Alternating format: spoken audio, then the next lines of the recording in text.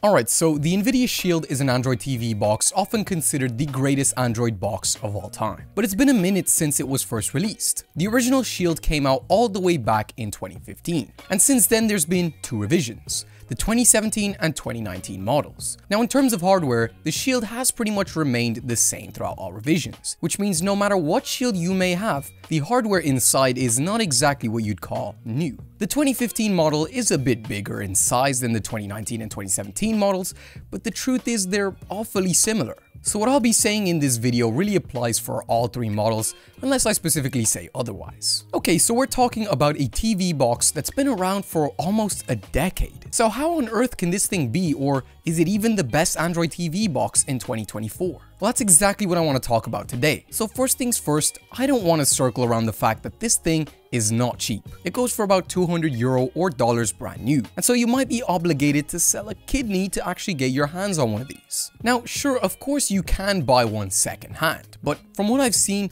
at least here in Ireland, the Nvidia Shield tends to hold its value quite well. I mean, it's not uncommon to find people selling their Shield for 150 to 160 quid. And then at the worst of times, you'll find an absolute tool selling the thing for more than retail. I'm not sure if I'm buying it from Brad Pitt himself, but like, damn man, I'm still not paying that much. Look, my point is they're not cheap. But the way I look at these Android boxes is as follows. People, we tend to spend a lot of money on our home cinema setups. We'll spend upwards of $1,000 on the TV alone. Well, not in my case, my pockets don't go that deep unfortunately, so maybe subscribe to help me out with that. But you get the point. A lot of money is funneled towards the obvious stuff like the TV and speakers. But then what's completely overlooked is the one thing that's going to be processing and outputting every single bit of information you see and hear. And when the bank account inevitably goes into the single digits, people go for a 20-euro crapstick they can find on the side of the road, and then they have the audacity to be surprised when their $3,000 setup doesn't look and sound as expected. So that's why I think it's okay to pony up a bit more money on a TV box. But the question now is one of the most expensive Android boxes out there worth it? Well, let's have a look at it. The Shield I have here is the 2017 model, so the middle child. Now you may be wondering, am I actually that broke and can't afford the latest model?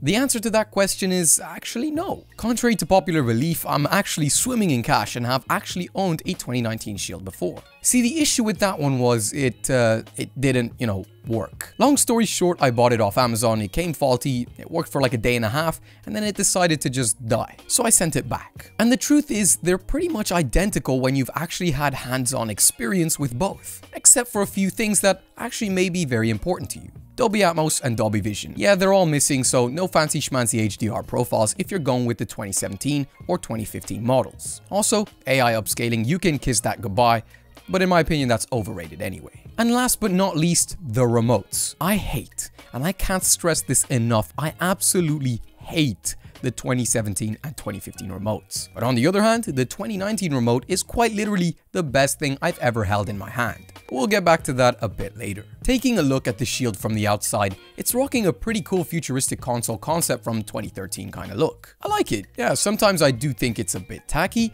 the green light and all, but it can be turned off. The Shield can be placed horizontally, but also vertically thanks to its design accommodating for that. I personally like to keep it horizontal since if it's vertical, it looks too much like it's trying to be a gaming console and the tackiness just flies right off the charts. On the back, we have two USB 2.0 ports, the power in port, and of course a gigabit Ethernet port. And yes, that's on all models, so the lack of Wi-Fi 6 isn't all too bad. On the inside, all Shields have the Tegra X1 processor running the show. Sure, the 2019 model technically has the Tegra X1 Plus, which is basically just the same processor with a name change, so you buy the newest model. The Tegra X1 is an absolute legend in the Android box world. For the longest time, it has been the ultimate Android box processor, having only been beaten recently by the CPU in the Fire TV Cube. And so now you might be thinking, well, why not just go for the Fire TV Cube? I mean, after all, it is cheaper and brand new. Well, you see, the Tegra X1 is still on the podium for the best Android TV CPUs. But when it comes to the GPU performance, which is arguably a lot more important, the Shield absolutely obliterates all competition. And unlike in the CPU performance,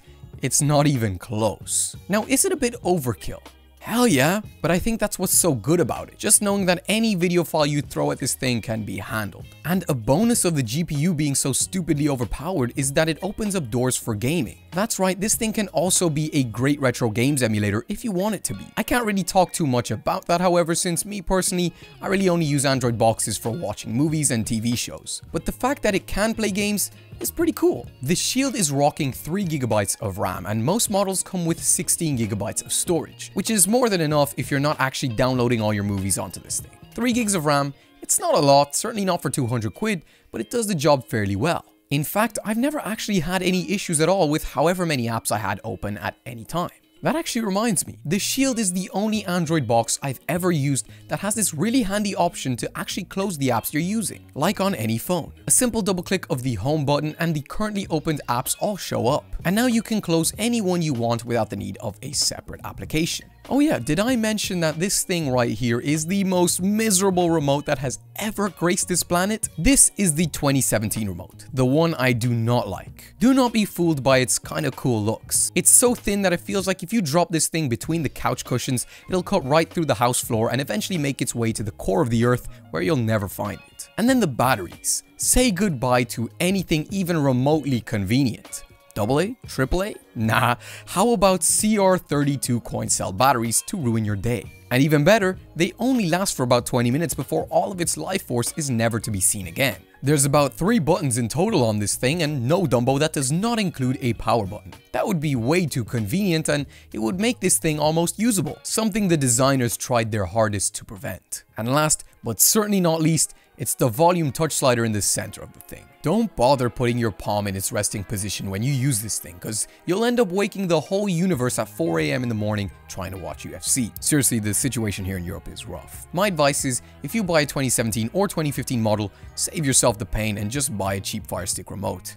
That's what I did. On the other hand, however, the 2019 model remote, it doesn't get any better. Sadly, and I can't stress that enough, sadly, I don't have one of these anymore. But the triangular shape is surprisingly ergonomic. The remote has a nice bit of weight to it, making it feel really good in the hand. It's got more than 3 buttons on it, which all feel really premium and good, including a power button, and they all light up when the remote senses motion. So when you're watching UFC at 4 in the morning, you can actually see the volume controls. Only reason I won't buy another one is the price. I'll have to sell yet another organ to get that, and unfortunately, I only have 2 kidneys. With that all out of the way, let's continue. Listen, specs only paint half the picture, or even less. What really matters is how this thing uses the hardware it has to work with. And the truth is, you use it pretty damn well. First off, I'm just gonna lay it all out on the table. I'm not trying to hide it. I think this is the best Android box experience I've ever had. No doubt about it. The UI is the typical Android TV experience running Android TV 11, which isn't the latest version, but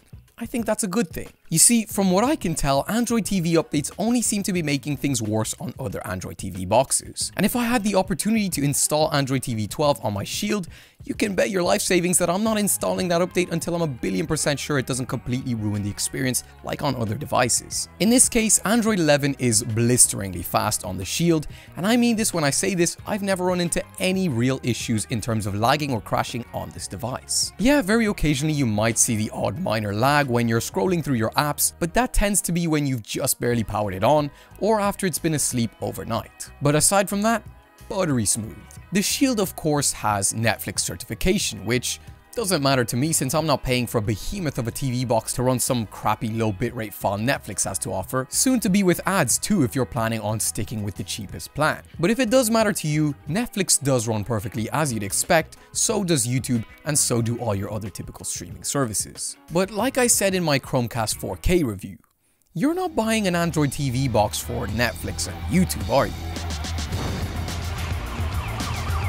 Don't worry, I got you. I can't say what this thing runs Plex or Jellyfin like since I don't stream content off a NAS, but from what I've heard and seen online, this thing makes light work of it. But hypothetically, if I were talking about something like Kodi or Streamio, that's more my realm, hypothetically. Now, historically, these for me have been a lot trickier to run. For example, on my Chromecast, I'll run into stutters occasionally, and me personally, I can't handle that. If you slapped €1 million in front of me right now, and I could have that money on the condition that I watch stuttery movies for the rest of my life, I'll probably take the money. But the point is, there's very few things in this world that I hate more than stuttery 4K video. And I'm very happy to say that this thing has never had even a slight hiccup when playing high bitrate content.